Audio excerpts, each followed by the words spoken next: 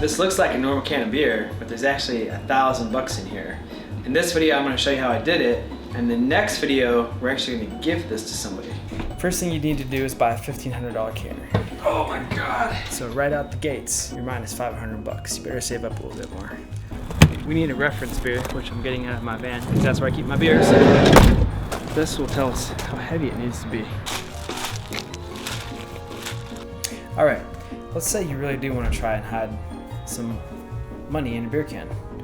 You probably want to make sure the beer can weighed the same amount as the other can, in case, I don't know why you'd want to do this at all. You clicked on the video, not me.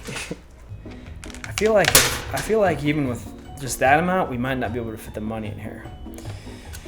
Let's see.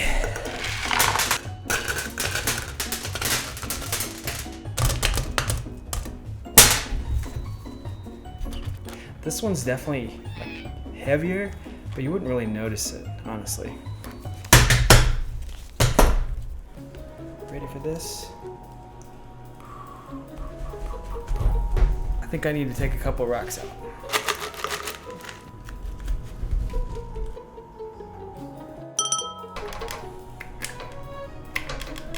Okay.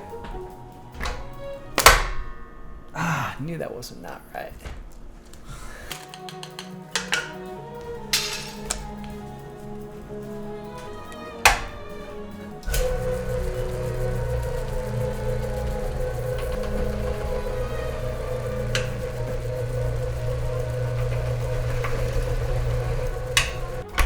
Ooh, yeah. $1,000 worth of money in a beer can.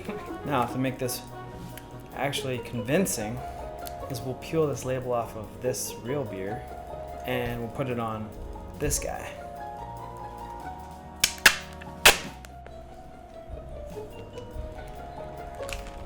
But bam, there we go.